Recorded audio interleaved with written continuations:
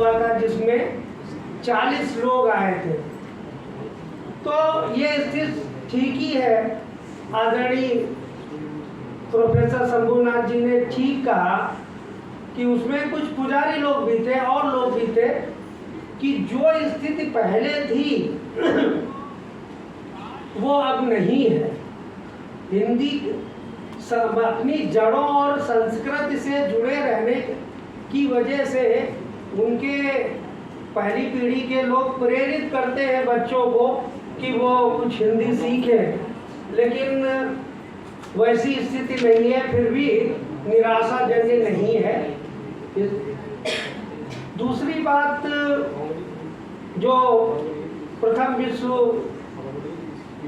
हिंदी सम्मेलन की बात 1975 में हुई, तो उस पर बात हो चुकी, जिस पर महात्मा गांधी अंतर्राष्ट्रीय हिंदी विश्वविद्यालय और मॉरिशस का हिंदी सचिवालय बना, और सर ने बात कही ही थी कि मॉरिशस के प्रतिनिधि मंडल के अध्यक्ष दयानंद वसंत राव ने संयुक्त राष्ट्र में हिंदी को आधिकारिक भाषा बनाया जाए, इसका प्रस्ताव रखा था पहले विश्व हिंदी सम्मेलन में, जिसमें रूस के प्रतिनिधि मंडल के सदस्य ईपी चेरिशेव और सभी देशों ने समर्थन किया था। और डॉक्टर शिवसागर रामगुलाम जो प्रधानमंत्री थे, उन्होंने मॉरिशस का हमेशा साथ में खड़ा रहेगा और भारतवंशी देश। तो वो प्रयास लगातार चल रहा है।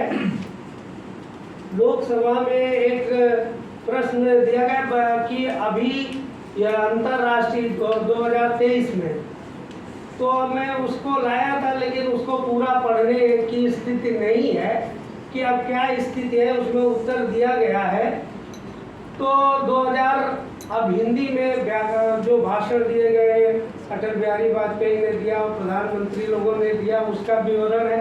साथ में 2018 से एक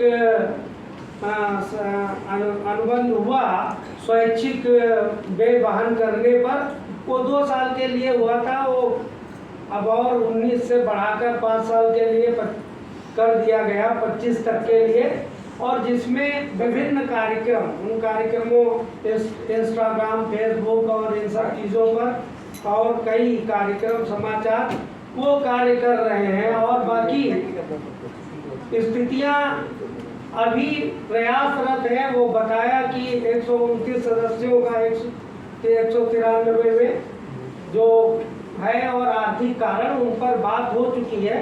और भारतीय सांस्कृतिक संबंध परिषद ने लघुकालिक दीर्घकालिक हिंदी चेयर पीठ बना रखी है, जिन पर अध्ययन अध्यापन कार्य चल रहा है, और संस्थाएं हैं तो लघुकालिक दीर्घकालिक, तो उस पर बात चल रही है। और फिर वैश्विक स्थिति, अब धीरे धीरे ये संघर्ष यात्रा ही विकास यात्रा भी है।